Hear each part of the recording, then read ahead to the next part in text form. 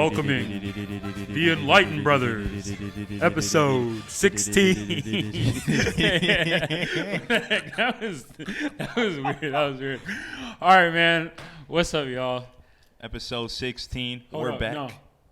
Episode 16, baby. We're back, boy. Let's yeah! go. It's a beautiful day to podcast, man. It's a little chilly. I have a jacket behind me. I'm not gonna sit uncomfortable through this whole thing, so I had to keep my jacket on me. Yo, let me point out, Emery, if you open your whoa, we have an outfit repeat. I'm calling you out, son. Does it matter? Yeah, it matters, bro. The Enlightened family. No, Caleb trying to call out y'all already know I got the drip. Y'all already know I got the sauce. Yeah, but you got to come with the new outfit every week. It's not like we're on episode 100. I wore this to school, right? Yeah. And it's a fly T-shirt supporting my dog Corey Kenshin. If you know, you know. But anyways, I didn't have time to change because I was devoting my efforts to this beautiful podcast that we run, setting up. While you guys don't see the behind the scenes. Maybe we'll release that footage. We got a long setup. Maybe we'll release that footage one day. But y'all don't see the behind the scenes. These are my work clothes, all right? All right, man. Well, it's all business. That's a good excuse, man.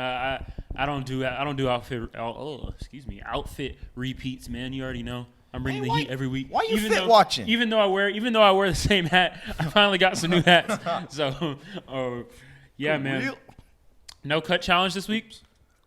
No cut challenge? Yeah, no cut challenge. All right, last time we tried a no cut challenge. We failed. By the time this episode comes off, some of our viewers might not even have finished the last episode we uploaded. Wow. Last episode had a duration of 2 hours and 6 minutes. Yeah, that was a lengthy talk, and it was a great one. But the thing is, our philosophy is we just put the podcast out there. At least that's how I feel. Because it's not like that 2 hours had an hour and a half of content and then 30 minutes of just BS. No, it was 2 hours and 6 minutes of enlightening speech. So, episode 15? That 15 was the last episode 15. I think it rivals episode 5 in the number of great points. We had a good back and forth, right? A little battle in there. If you watched, Absolutely. You definitely know what we're referring to. But I think you guys should definitely give that episode a watch beforehand if you haven't already watched, and come back to this one for sure. So we got episode 5. What is humanity? Was a great episode. We have episode 15. I believe the title was Hunting Hierarchies or Hidden Hierarchies. Hidden Hierarchies. And now we have episode 16. Don't know the title yet, but I already know it's going to be a great episode. Mm-hmm. Why is it going to be great? Because we have a great guest. Yes, and we already know how y'all feel about them guest episodes. Uh-huh. So without further ado, welcoming to the stage. Give me Saya Moore. That's right. That's what I do. Hello there. Hey guys. How you doing? I'm doing amazing. What about y'all? Doing well, great. Doing well. Great. So Saya is one of our school friends that we've known for a lot of years now. She's actually a year younger than us. Back to middle school, I remember being in band with Saya. So yeah, we definitely have a past. But you ready to get into it? Not like that, bro. Chill. Oh, no cut challenge. My bad. You can't be doing stuff like that. Your legendary question. I know, absolutely. So let's get into it. The question I ask every guest: Who are you? That's a good question. Mm-hmm. Well, guys, I feel like I don't know. No cut challenge. No cut challenge.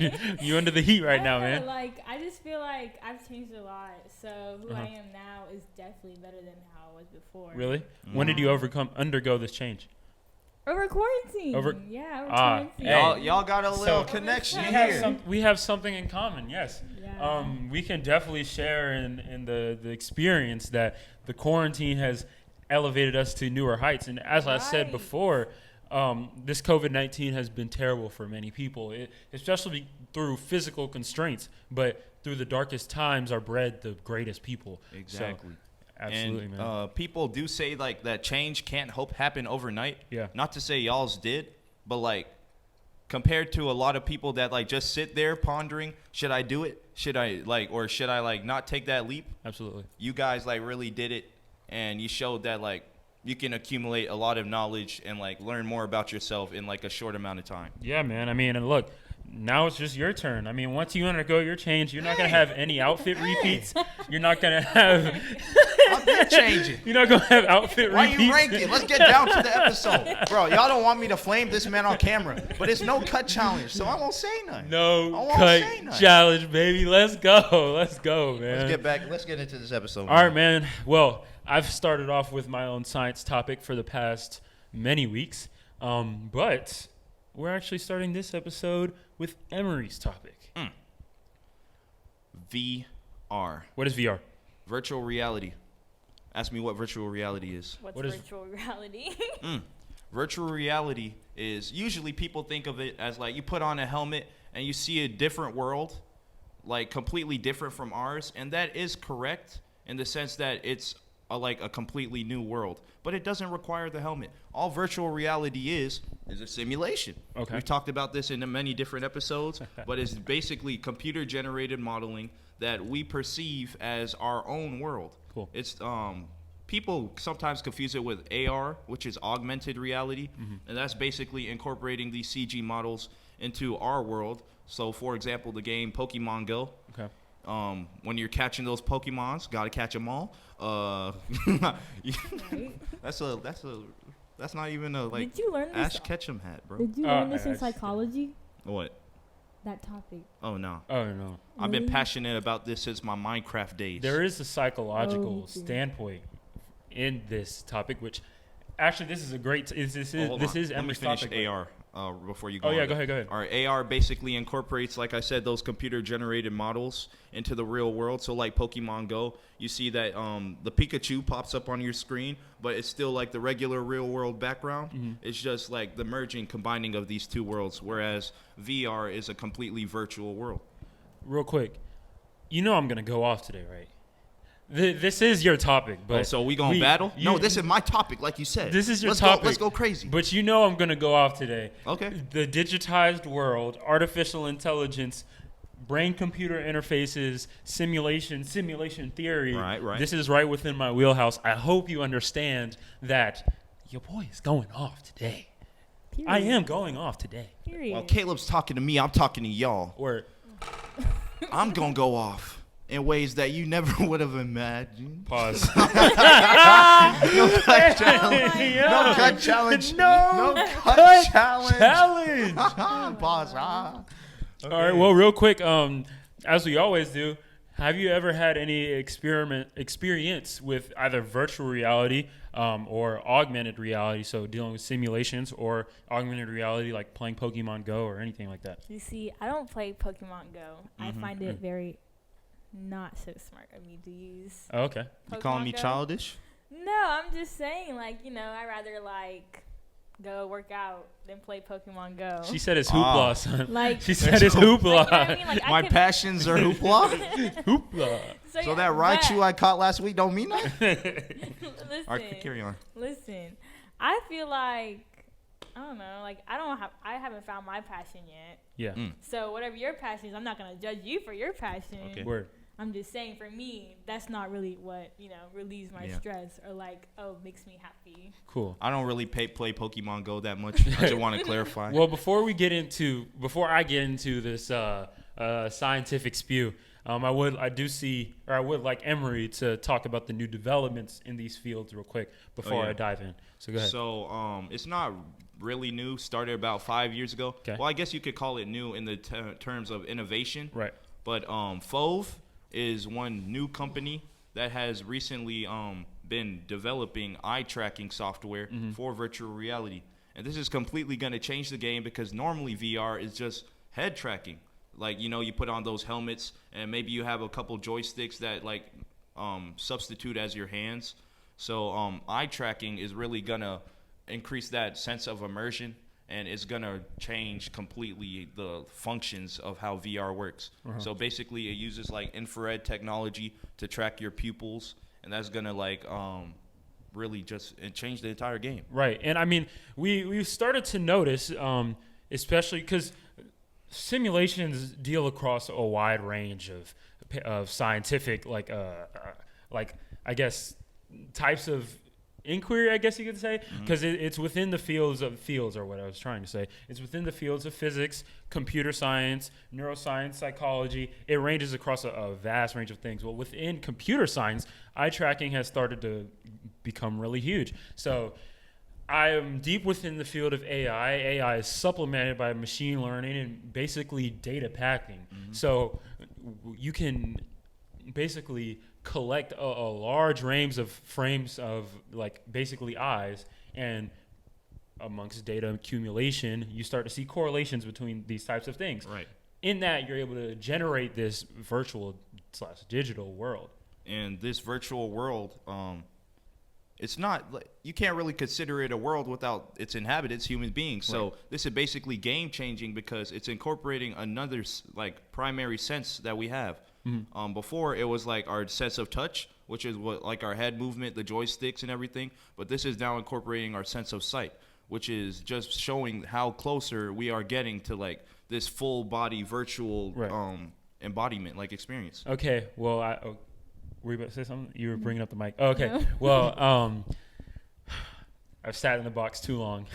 I'm sorry. Break out the box. It's time to get. It's time to break get out wild. the box. Bud. Well, within virtual reality, I'm going to start with virtual immersion.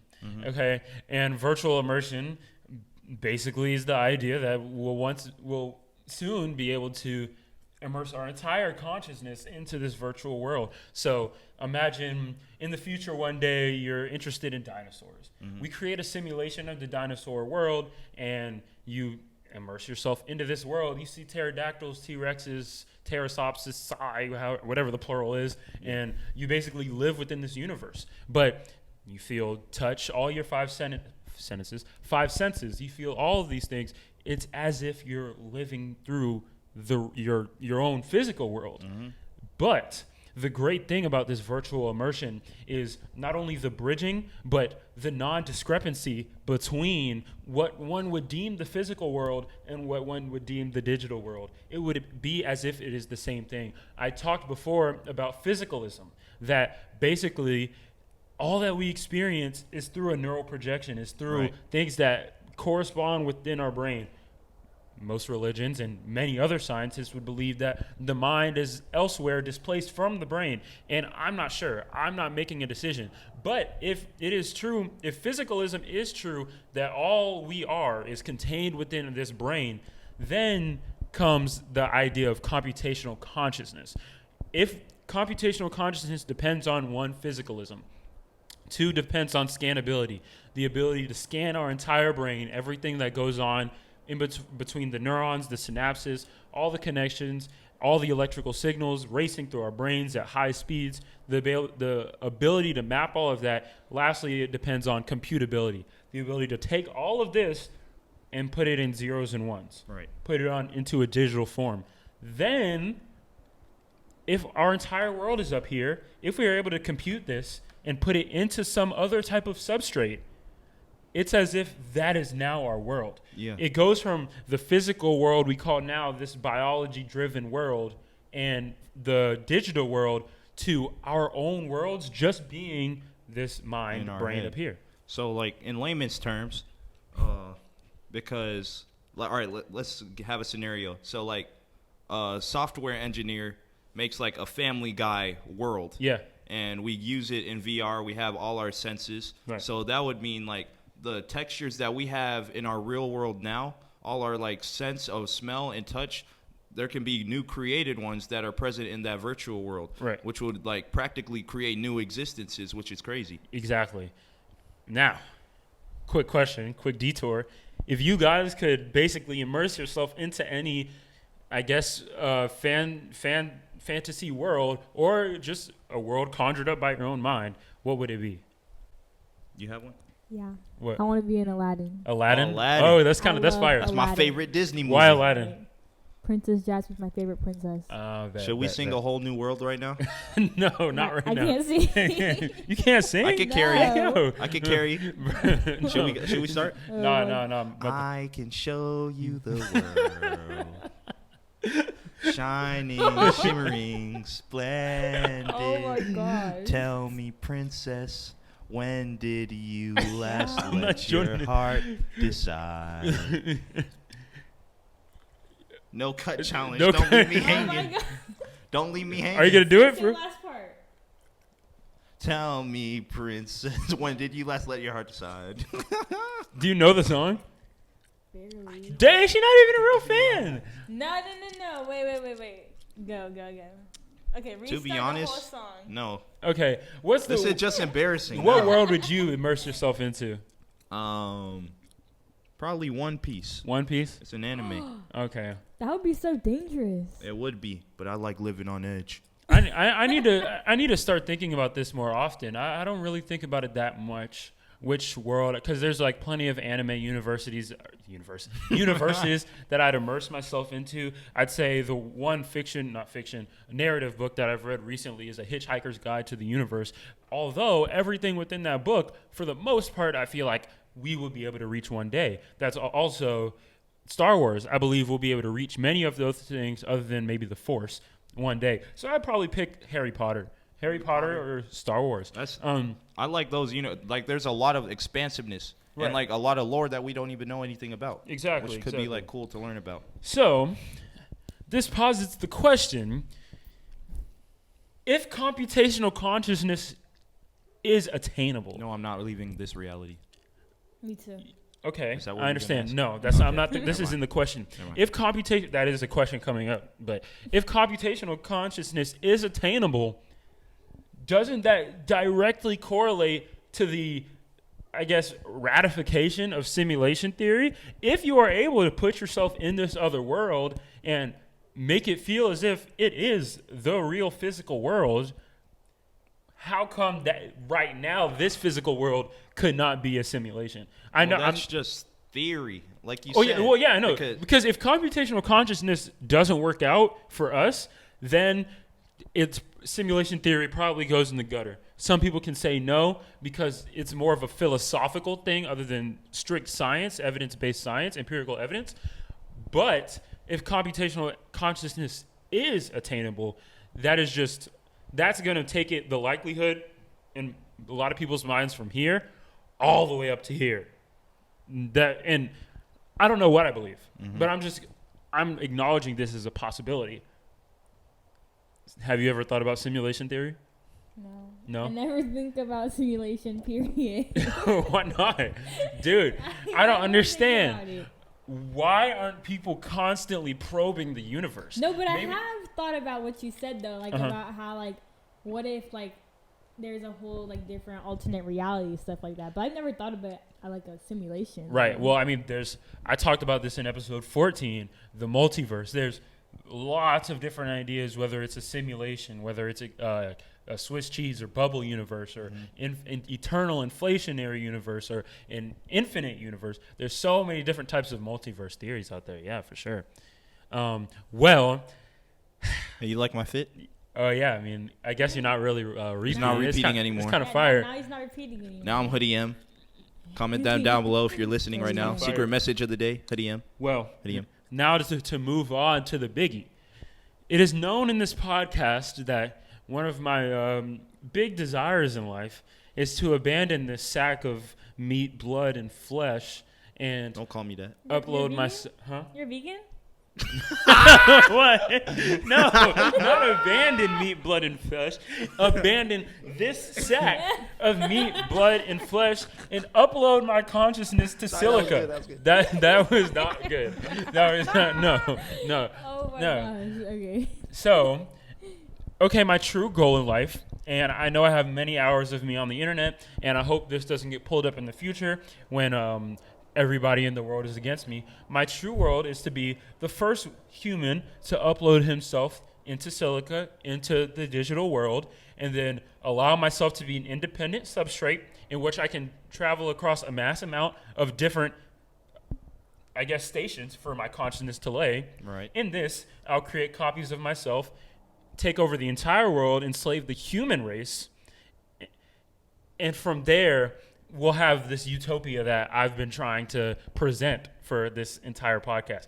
I think it's a good idea because look, you don't achieve like goodness throughout the world based off of a democracy. We see this doesn't happen in our democracy. We have so many bad things. So what are you saying? So we need why a tyranny? why not take it all into myself? I upload myself to the cloud, and then I can basically monitor every.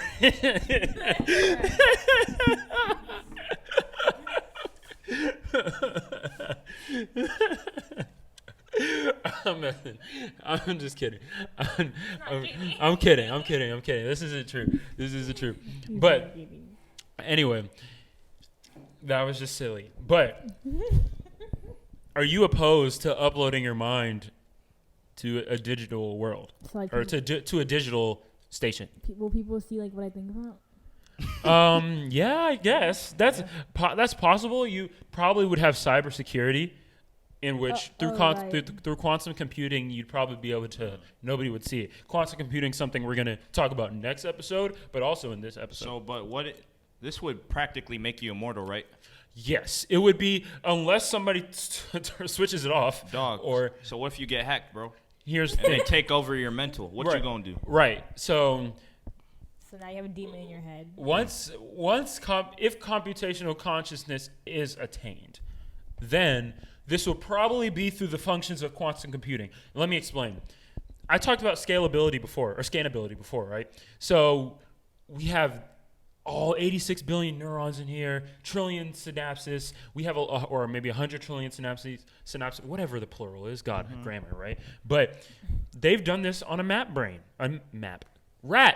Man, you can't On talk today. Because it's no cut challenge, No baby. cut challenge. But, okay, it was a square millimeter of rat brain, mouse brain, basically the size of a big grain of sand. Okay? In this size of mouse brain, there was 100,000 neurons and 1 billion synapsi, right? This took, to map it out and basically make a 3D model, took 2 million gigabytes. Damn. That is huge. How many gigabytes are in your phone? Can you store in your phone? I don't even know. Less than Probably 100. not a lot. Less than 128 for sure. Yeah. Right. For sure. The most I've seen is 128 on an iPhone, right? Yeah. Can you even get that much? No, 2 probably million more. gigabytes? Do you know how insane this is? You would have to multiply it basically to the factor of 1 million. It would take about probably 2 petabytes, insane amount, to store one human brain. And we don't even know. This is also assuming that the human mind is just up here. Because the human mind also depends on gut forces and other nerves and such. So computational consciousness is absolutely hard to attain as well. Is that all of our activated brain, or is that like the entire brain? What do you mean activated brain? Like the lobes that we only use now? Because forgot the name of the lobe, but storage for memory and all that. Oh, well, it's always active. It's just how much we use in our day-to-day lives. But it's always active. So, but yes, it is all the brain. It is all the brain. From our animalistic part, reptilian part of our brain, all the way up to our now new secondary human layer of our brain. Yeah. So you wouldn't upload your mind? If it would help the world, then I would. That's a great answer. Good. What is that? Not Wheel of Fortune. Family Feud. Good answer. That's one of those good answers, man. So I assume you wouldn't. Nah. Okay.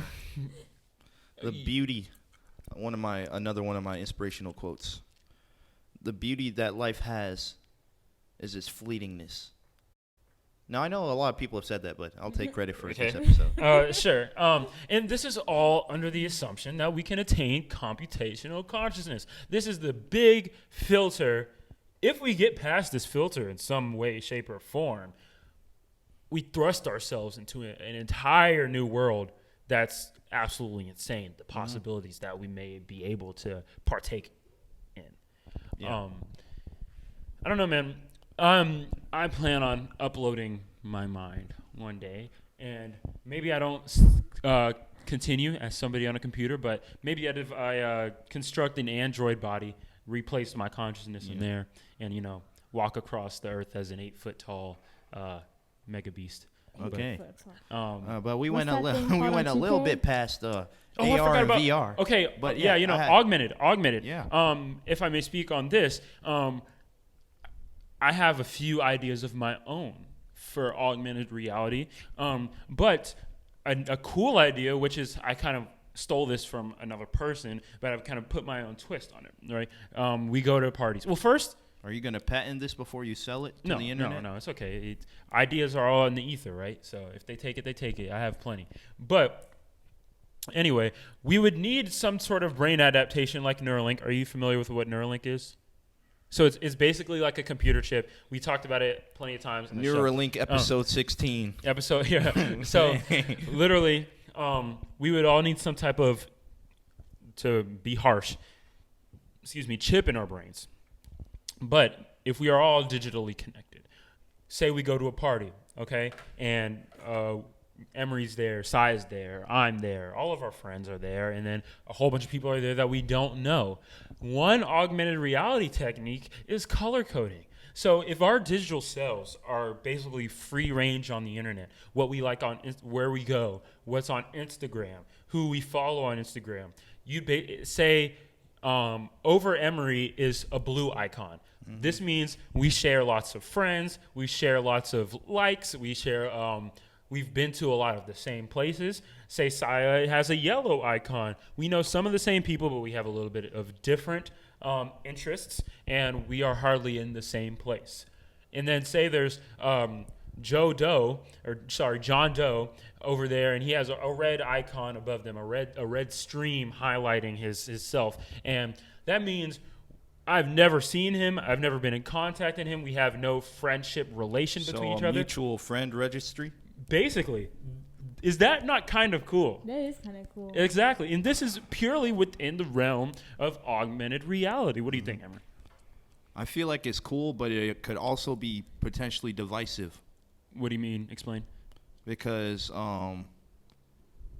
it's like basically social media, and we see like how the impact that has on people. Like, I want more followers, I want more friends. Right.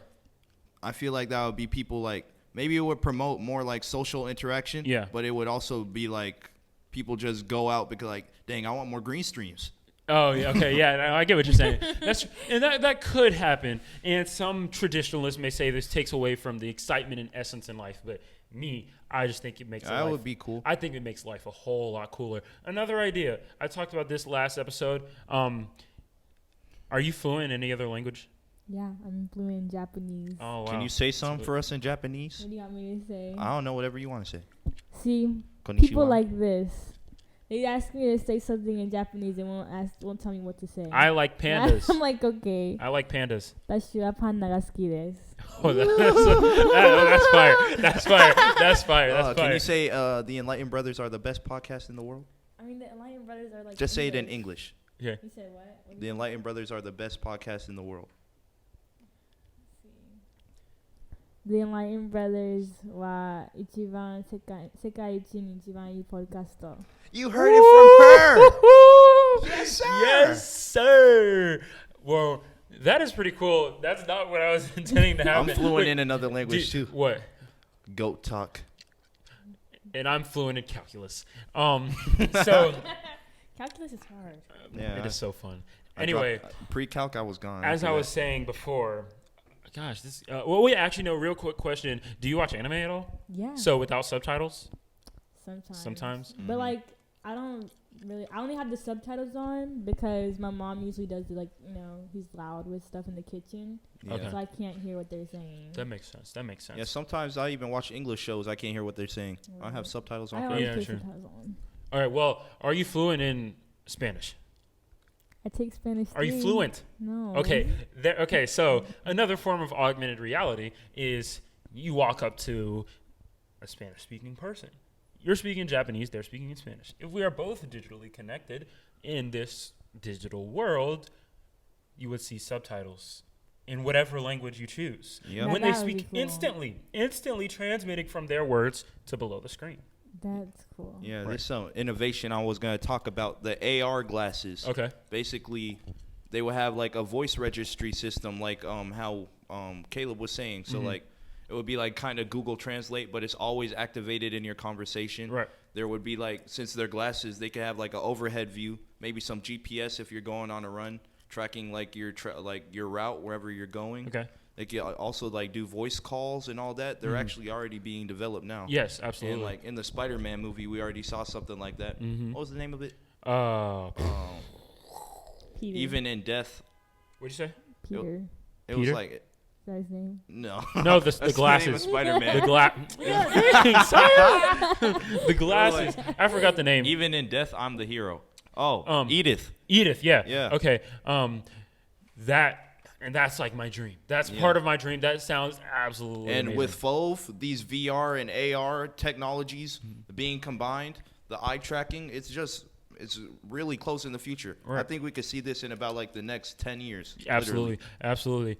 And along with eye tracking, people seem to not trust AI. Sure, why not? Even though all of this AR, VR stuff functions through AI in some stance, but you don't trust AI. But so now, because I'm talking a fan. to me? No, I'm saying anybody. Oh. I'm a fan for autonomous vehicles. Yeah.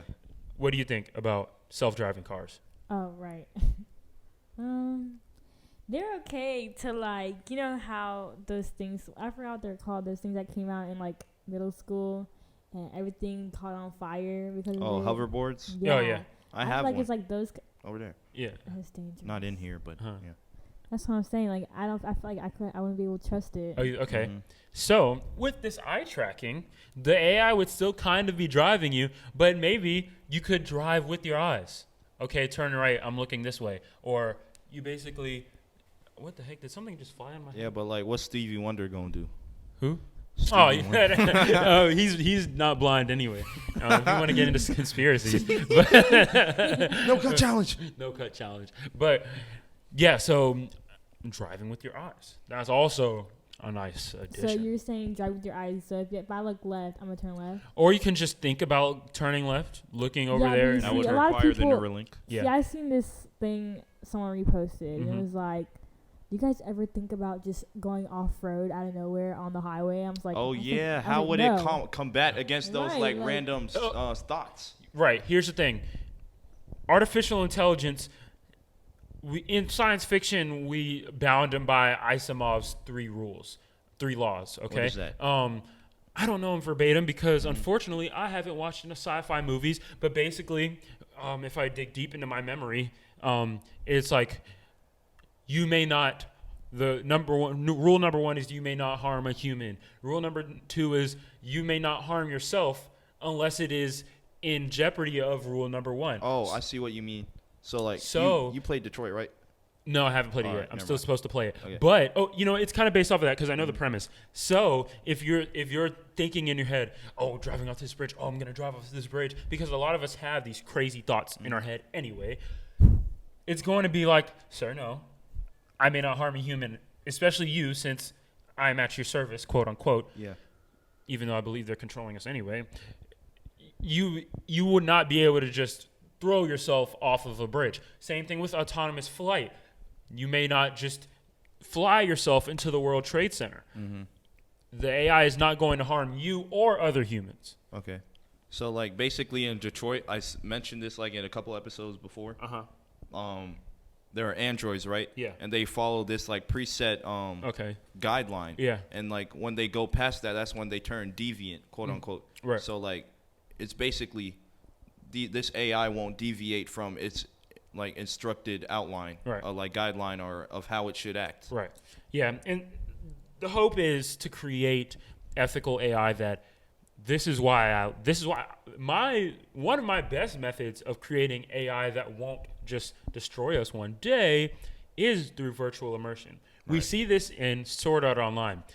We're going to get into the future of gaming with virtual reality and things like that real quick. But before, say we immerse ourselves into a digital world, right? And I don't like using that because, it may be the same. Anyway, we immerse ourselves digitally, and we end up talking to an AI whose avatar is also in this world. I fall in love with the AI. We, get married, things like that, right? AI and humanity inherently form a bond. if things like this continue, AI and humans learn to grow and love each other, because AI is looking to be the evolutionary child of humanity anyway. Right. We don't want it to be head to head, because the way the world is going now, it seems like we may lose the fight. It's better to bridge this gap, create a marriage between the two. You said that you wanted to upload your mind to the cloud, Right? Whatever, like something like that. Right. Wouldn't you become AI? See, that I'm not sure. I am not 100% sure of, because there may be a fundamental difference between the computational downloaded consciousness and whatever computerized theory of mind that we have implemented into these artificial systems. So there may be some difference. I'm probably not going to be bounded by the Isomom's three laws. It's probably not going to be that, but it's going to be some sort of it's going to be some type of laws. I'm probably not going to be bound to these types of laws. Or I'll be of the same thing. The crazy thing about mind uploading is, if this is true, if computational consciousness is true, I'm always coming from this perspective, you may be able to, you would essentially be creating a copy of yourself, correct? Yeah. And this physical body is either dead or it's in a chamber or whatever. But if it's not dead, there's also the theory that you may be able to live alongside your copy. Now, this is cool. So we live in this, I guess, future society, and we're walking around the town and we have this hologram beside us floating on some hoverboard that's our digital selves. And our digital selves basically augment our lives, and we also live alongside them. This is crazy science, but I mean, there's just so many possibilities within this realm. Mm-hmm. Yeah. So you're saying, like, if someone's next to you, that your artificial whatever is gonna stay forever? Well, the theory is, yes. The theory is, through computational consciousness, through getting yourself on this independent substrate, you will it's computational immortality. Yeah. Unless something destroys wherever you are. But if this cloud becomes expansive to a point where everything is saved, it is essentially immortality, which is, I mean, people say that immortality takes away from the essence of humanity. Now, the possibility is our minds, through evolution, aren't built for it. It's possible that we live for 100,000 years, and then our mind just becomes scattered. Like, I've done everything. I don't believe that, because I know the universe is so expansive. Even if forever is a long time. Yeah. So it's possible that consciousness just can't take that, and then it just deletes itself. But, I mean, I'd rather live 1,000 years than 90. That's just me personally. But it's possible that might not be it's possible that won't work out. But yes, I mean, it would possibly be immortal. Wait, why would you want to live so long? That's just a personal feeling. For one, I do fear my mortality, and for two, there's a lot of things I constantly live in the future. That's just, I'm a forward thinker.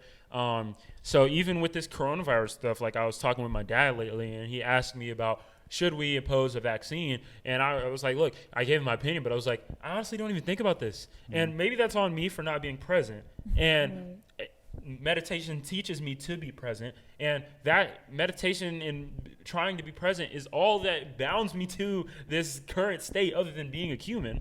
But all the things I am in love with, all the science that I promote, is going to be in the future. So that's just where my mind is directed. Is your ahead of the intuition times. strong? Usually. Me too. Usually. Oh my gosh. Usually. I think we can bridge these two topics, because we're on the topic of, like, consciousness identity. Okay.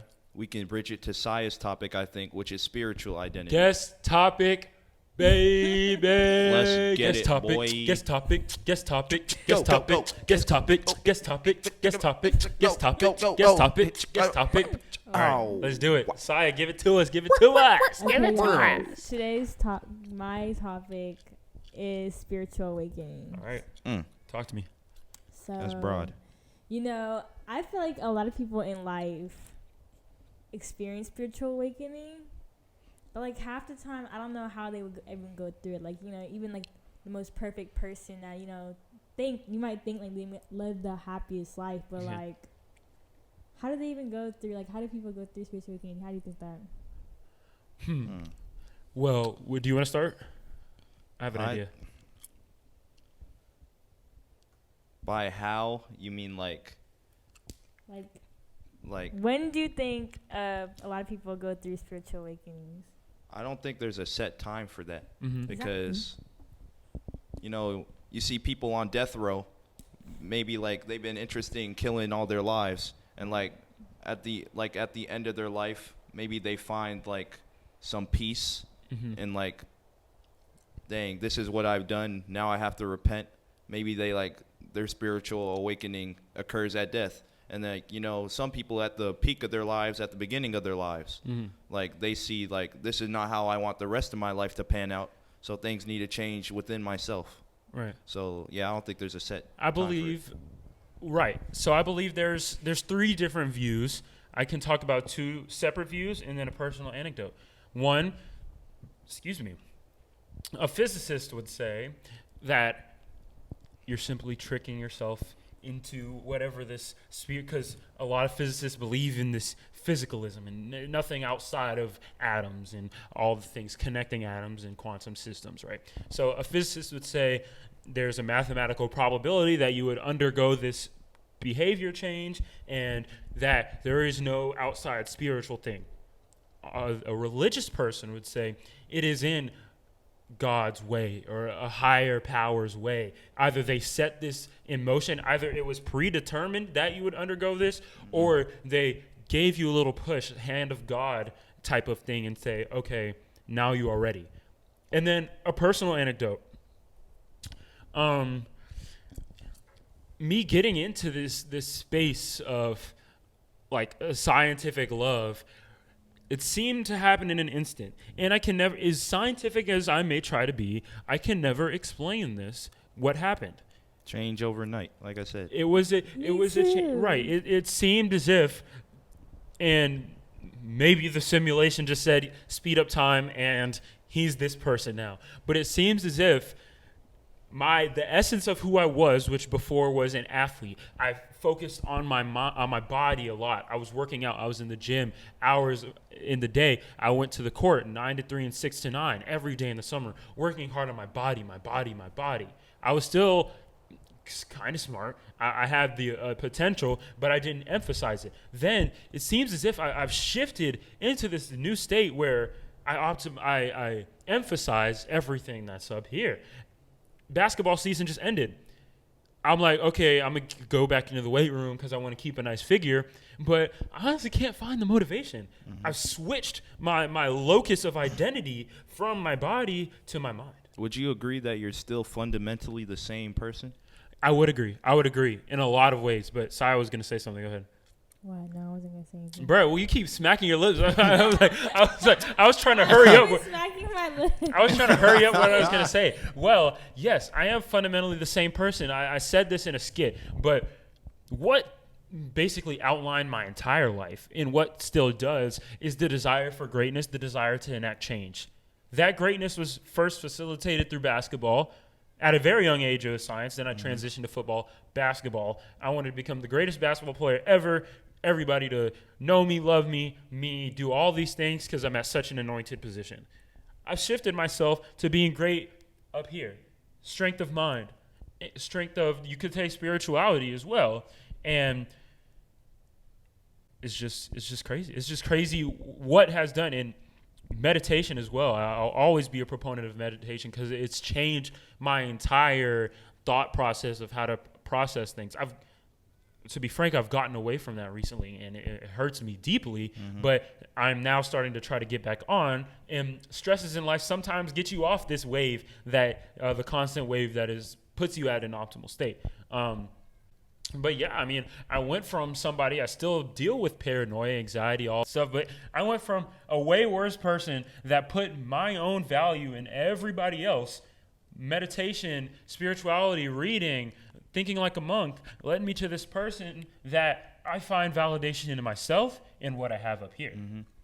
So, contrary to popular belief, like, what the standard view on meditation is, maybe like sitting alone, taking in your surroundings, understanding yourself. Personally, I don't know what I was gonna say, but no cut challenge. No, you know what? No, wait. Before, meditation doesn't just have to be in a dark room by yourself. Yeah, Yes, exactly. you should start off like this. Mm-hmm. But there are times where meditation can be an action. Meditation could just be literally at any point. We've done a meditation in the middle of a podcast. There's a time where it's really breath work. Once you get into the act of meditation, once your breath can slow your heart rate and get you into a calming state, then you can get to a point where literally you just and you're like instantly calm. You're instantly Meditate. I've remembered what I was gonna say. Mm-hmm. Personally, meditation is anywhere I'm at peace. It could be in a crowded room. Yeah. It can be with people yelling. Yeah. It can be with people screaming. It could be even with the dude punching me in my face and making me bleed. That's an extreme. That's an extreme. Yeah. But just somewhere where you're at peace, you feel as if you're at full understanding of yourself and your surroundings, and a place where you can learn. Absolutely. Because I don't think people meditate just to meditate to feel calm. Oh, no. There's always something that you gain out of that. There's always a level that you're attaining, and I feel like that can be found anywhere. So have you gone into meditation in any way? Yeah, I've started it last year, like a year ago. What's for, your like, routine? quarantine. What do you have to say about it?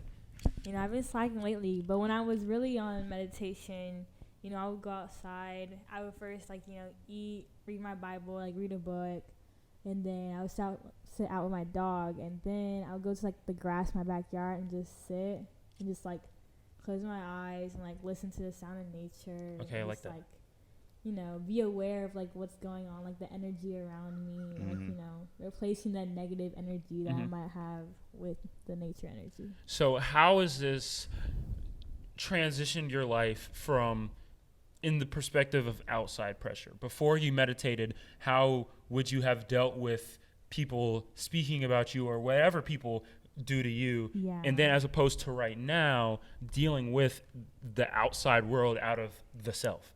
Yeah, now, well, before, like, maybe, like, my sophomore year, if you talked about me, I will quickly text you and be like, oh, I heard you said this. Like, you know, be confrontational, Yeah. like, you know, be aggressive. Uh-huh. But now, like, I don't really care if you talk about me. Matter of fact, I'll try to understand why you're talking about me. Mm-hmm. Like, it doesn't really, like, you know, hurt my feelings that someone's talking about me. Because at the end of the day, I'm not even, like, close with you or friends with you. So your meditation has brought you peace with your own life. Yeah, That- definitely. And it's shifted her locus of identity. If you care about what others say, you have some form of identity, of some thought of your own identity within the realm of other people. But if you only identify as the self, then what other people say about you, it bounces right off of you. I talked about the inner citadel. The inner citadel can only be infiltrated by self-betrayal. Only others can hurt you if you allow it to happen. That's facts right there. Absolutely. Well, also in terms of meditation and spiritual awakenings, purpose. So, over that quarantine, the period where both you and I have both grown, I can say I've truly found what I believe to be my purpose. But it is also characterized in this term called dharma. And dharma it's sort of your purpose. It is your purpose, but even further, it's passion plus execution plus service to the world. So it's basically your purpose, your duty for the world. How you make the world a better place, at the same time functioning through your own passions, things that you love. So, what can you say about purpose, or what have you found your purpose to be? I feel like I'm like low key getting to my purpose. Like I'm like aware of what it is, but like I'm still working on it, you know. 'Cause I'm not perfect. Right. So Yeah. I don't know. I feel like people that can't find their purpose or like haven't found their purpose, you know, it was like kind of like me last year. Like, you know, I didn't know what was going on. I just said whatever that came to my mind. Like I didn't really think of, you know, anyone, you know, any, like their presence in general or anything. Yeah. So I feel like finding your purpose, it's a lot of work, to It be is. honest, because sometimes you can get sad if you don't find your purpose. Like, you get Yeah. sad because you're like, why am I even here? You know, that's when depression hits. And that's like really bad. Feel I devoid think- of meaning. I think one thing, maybe you guys aren't mistaken, but what I'm getting from it is like that there's one purpose of your life. But I feel as if, like, you know, meditation doesn't bring you answers like to what's going to happen in the world. Absolutely. Like, not to wish anything upon you guys, but, you know, like, somebody that you know could die, something crazy could happen that's life changing. Yeah. But it's all about how you let it affect you. So Right. there can be numerous spiritual awakenings, not just one. Your purpose can change. You can find numerous purposes. Well, So- yeah, it can change or it can't. Because we talk about what is humanity, the purpose of all humans, and we talk about individual purposes.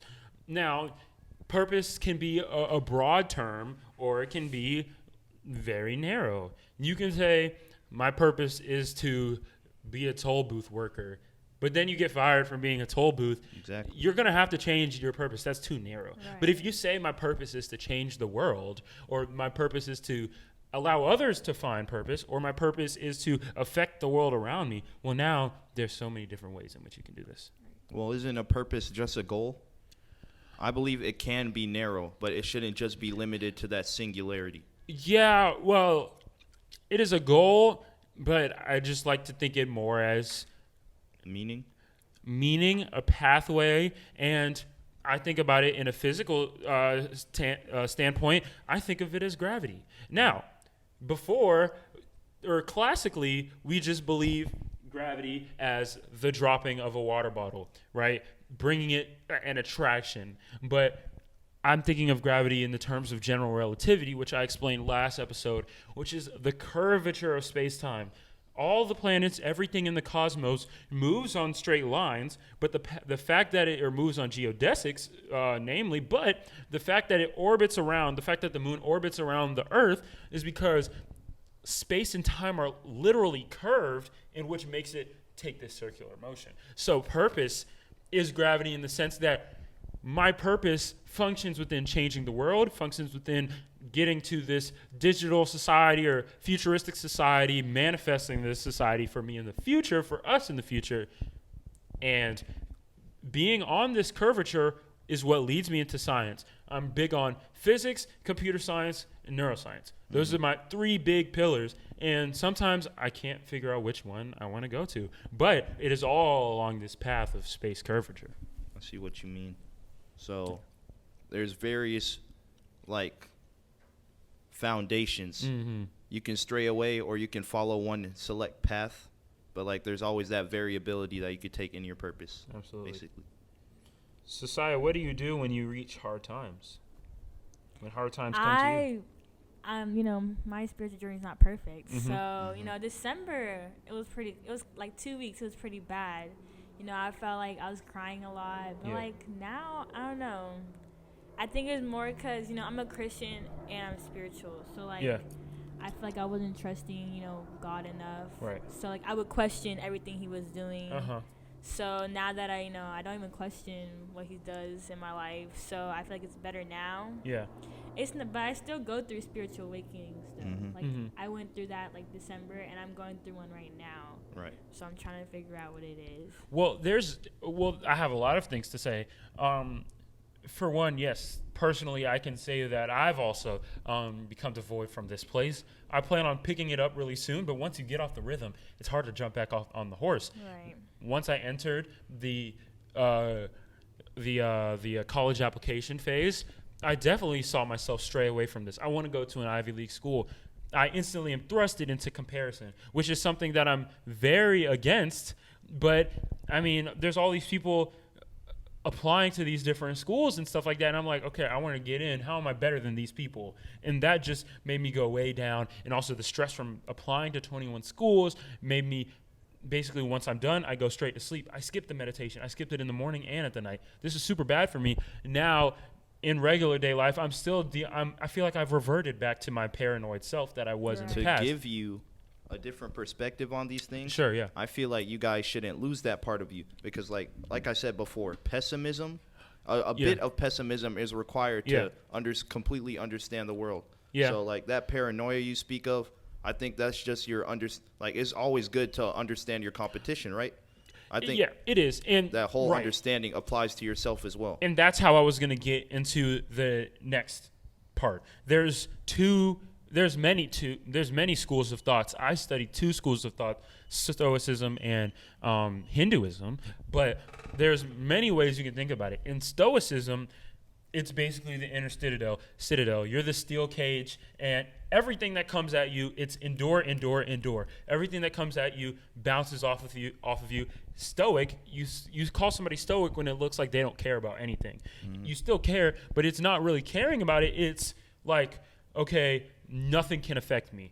The Hinduism, what I've read in the Bhagavad Gita, is that all of these sort of things that we go through on a day-to-day basis are all fleeting because they are all of the same thing. So if they are all of the same thing, then I can take in the good and the bad and notice those as the same, in which they're no longer good or bad. So there's many ways, but both of these seem to kind of take away from what one would traditionally call happiness. Mm-hmm. Maybe to be happy, you have to recognize what bad things are as well. All right, let's think of this like, is there truly any positive and negative? First, that's what I want to ask. And basically, to explain this, an evil person receives joy from doing things that are deemed as evil. It's definitely so relative. How can you call that negative when they feel positively from that? Well, it's subjective. It's Exactly. negative to you. Yeah, absolutely. So all like negative energies, positive energies, I think all of these can, like you said, they're the same thing, just how you take it. So all of these energies are one of the same. It just differs on how you interpret it, how it brings you peace. Absolutely. Mm-hmm. That's more of a Hinduism point of view. Absolutely. Sorry, you had something to say? Yeah. No? He was right. You're smacking your lips. I'm saying, we be thinking you're about to say something. You over here. We think you're about to open your mouth to say something, and we look over to you, and you're like, time check. Yeah. Well, no, it's 3:20. Okay. But yeah, man. But no, I'm glad you opened this topic though. What? Why are you laughing? I don't know. That's the joy that she's getting from being on the Enlightened Brothers podcast. It's also difficult as hormonal teens to step into these. Thank you. Right, because you want to be this stoic person, mm-hmm. but what were you? What? No, I was like, no cut challenge. Hormonal, I not know. horny. Bro, come on, no cut challenge. But like, okay, so it's hard. It's difficult to be in this state when teenagers literally will get upset for no reason. That was me this week. I was about to start crying because Miss Masters told me why I was late. What? What do you mean? She asked me. She was like, "Why you late to class?" She was like, "You shouldn't be this late." And I was like, "Okay." And I was about to start crying in the bathroom. See, that's the hormonal teen part. I was like, "Why am I crying?" Yeah, hey, dang, that's tough. But do you ever really grow up then? Because adults still have mental breakdowns. It's just your sensitivity. Well, yes, also sensitivity, but in teens specifically, our brain chemistry is changing so more often. When you're an adult, that's why you see people as monks. To where if the teacher said anything if that was a monk, if you were a monk in that situation, he would just be like, okay, and literally go to his desk and feel nothing from it. Except I did feel something from right. it. They would feel absolutely nothing from it. But I mean, it's and this is all in the same of mind uploads, and it's all basically this whole episode has been focused on the mind, mm-hmm. and I mean. The mind does amazing thing. Yeah, absolutely powerful. Do you believe what you think in your mind can enact change on the world around you? Do you believe in manifestation? Yeah. Yes. Okay, so one of my friends texted me because, my intuition has been really strong since like December. Uh-huh. So he texted me and was like, what if your intuition is like what your mind is manifesting for you? Okay. I was like, how is that even possible? Well, I mean, there are lots of views on this. Physicists would say, if anybody understands the law of large numbers, this was just a probability that something would happen. My girlfriend believes in signs.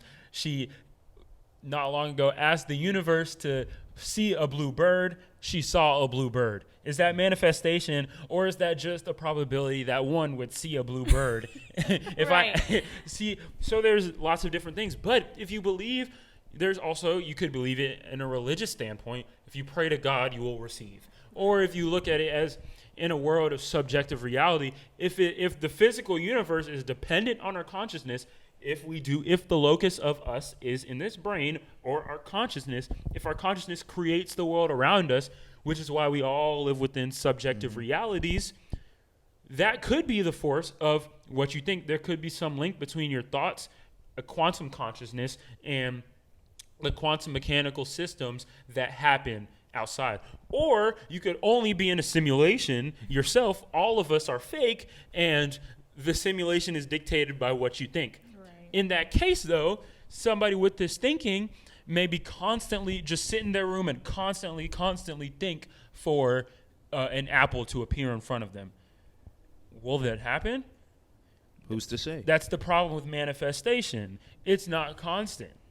That's the problem with This it. is kind of like, it reminds me of the phenomena such as deja vu. Right. Like, to think of it in like literal terms, you know, we can't keep track of all the thoughts that we have racing in our minds every single day of every day that we've lived. So what if deja vu is just a recollection of one of those like random thoughts you had? Like, you know how you were talking about, like, what if I just like drove off the road right now? Yeah. What if deja vu is just a recollection of one of those random potential occurrences that you thought of in like the past? Let me tell you guys. Yeah. Like, I don't know, it's like a month ago. I was in the parking lot, and that day, it was at night. That morning, I was like, I'm gonna get hit by a car soon. But like, I would never say that to myself, right? Because I think I'm a good driver personally.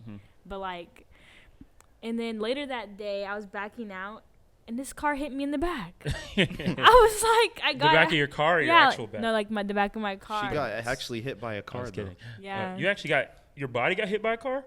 Yeah. When? Oh my Over God. quarantine. That's what I was thinking. What? No, this is like. Did you know the driver? Yeah.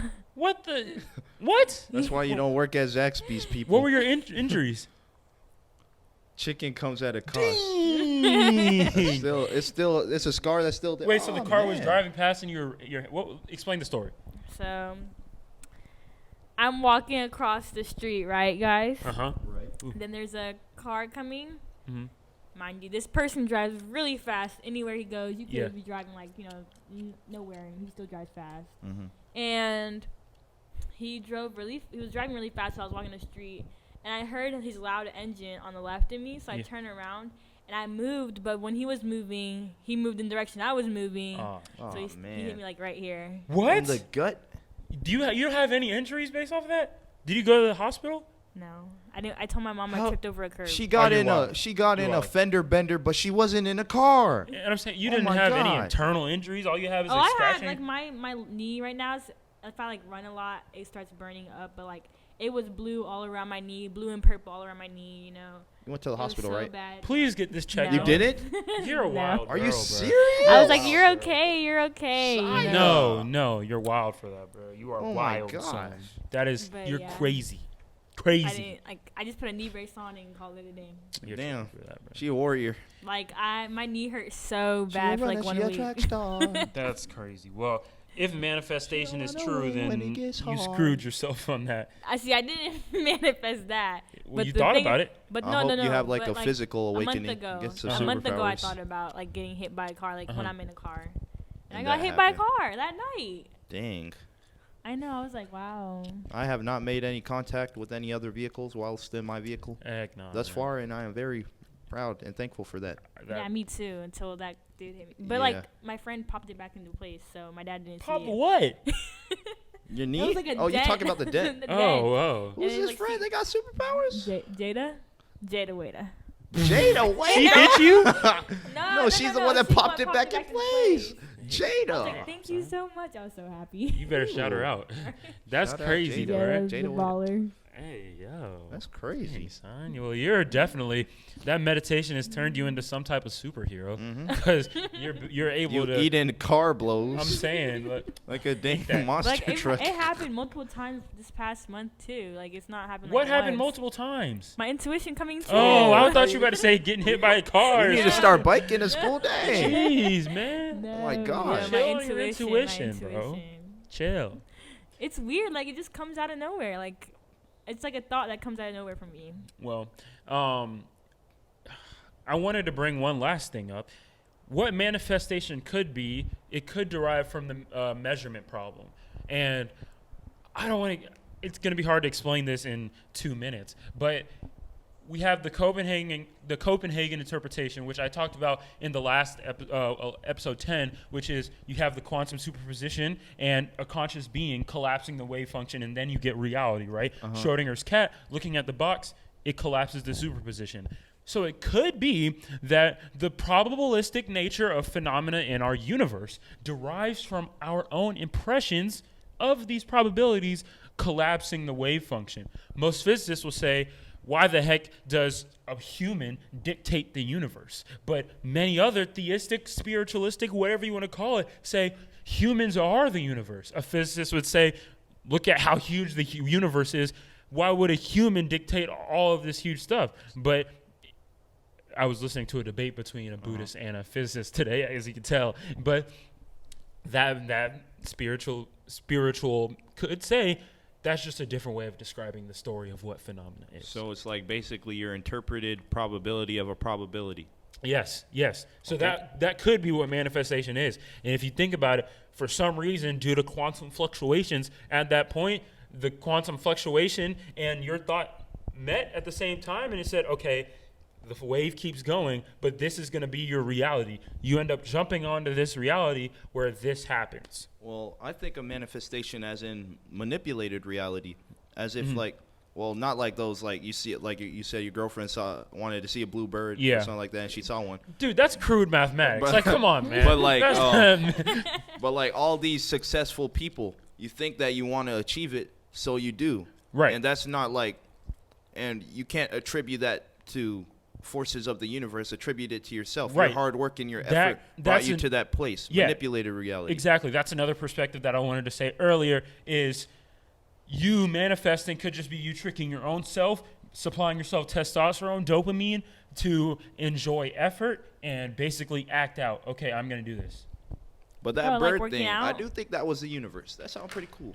Heck It no, sounds bro. pretty cool. Heck no. I want to see I was gonna say a blackbird, but that's bad luck. I want to see a purple crow? bird. Okay, Yeah. but in that thinking, Hey yo! Bro, chill. Made you look. in that thinking, okay, I turn around. When I turn back around, I want to see Saya and Emery. Oh my God, y'all! I manifested you That's guys the in universe, though. Right? That's the That's universe, that though. illusion. I'm That's the sleep. universe, I'm though. sleep. I'm sleep. Real? Saya is 2:30, man. I mean 3:30. Ooh. Guys, I have to go to work. Man. Saya has to run and go get me some coupons, but I think we really covered everything that we needed. We to cover today. everything, but I feel like I haven't gotten There's out of the more box, man. potential Part for two. this topic. There's so much more that we can discuss. We need to have a part 2. You know, Saya, when's the next time you could come on the show? You got to come back because I did. Anytime. This is a great episode. Besides Saturday. We Besides need Saturday? Yeah. 'cause I I'll work be out of Saturday. town. I'm going to South Saturdays Carolina are for this the weekend. boys. Us. But I mean, you need to come back on soon because we need a part 2 to Right. this Enlightened family plus Saya. So Yeah. now it's not just plus Saya; it's just the Enlightened family. You have now been initiated As an into enlightened Thank you. Thank you. sister. sister. Woo. But Saya has to run and go get me some coupons from Foot Locker. Real quick before you left, Mm-hmm. how have you enjoyed? How have you felt about your Enlightened experience? I like this because it's no one judges on this show. Absolutely. So like, you're allowed to. I said show, but you're allowed to No, like it is a show. Yeah. speak freely of what you think about truly, and not like hold it in all the time. You know? That is another form of enlightenment. No holds barred, baby. If you want to be a guest, come to this seat right Full here. send. Talk all with gas, your no boys, breaks. baby. Let's go, Episode man. 16. Saya Moore. Welcome to the Enlightened family. Yeah, man. Thank you. Your boys. Thank you. You'll be back Signing very off. soon since we had to cut this episode short. You had Yeah. to go to work, man. Back very soon. Y'all ready to do this thing? What are we doing? We're going to say bye. Yeah. Oh, before we leave, Caleb, my boy. No cut challenge success. No cut challenge. No cuts. No cuts. No cuts. No cuts. No cuts. No cuts. No cuts. No cuts in the episode because Okay. you know that we slid and we going crazy. No cuts. I need a beat. No cuts. No cuts. Episode No 16. cuts. No cuts. No cuts. No cuts. No cuts. Yes, sir, man. Freestyle, but no cuts regardless. Man, this has been That's one not of the, getting I feel cut. like this has been one of the shortest episodes we've done in a long time. Either that or because our last episode was 2 hours. But it was decently long. Oh yeah, next time Saya comes on, we're talking for 4 hours, man. We gotta get it. We gotta get it in. But in all honesty, man. Let me just shout us out real quick because we came straight from school. Yes, sir. No Straight from breaks, no naps, because No you know sleepy. your boy. I love my naps, sir. but Me I'm too. running on that low gas. No, sir. On the fumes, But on this baby. podcast, I go beyond. On the fumes. Plus ultra, I Chill go out with the hand. beyond. Chill out with the hand, bro. What? On fumes, man. What's wrong with On- that? I don't want to mess up the no cut challenge. Never, come on, bro. I don't want to mess up the no cut challenge, bro. All right, Sai, I know you got to get out here, man. Yeah. Appreciate you coming on Bye, the show. You guys. will definitely be back. Peace and love. Right. Adios.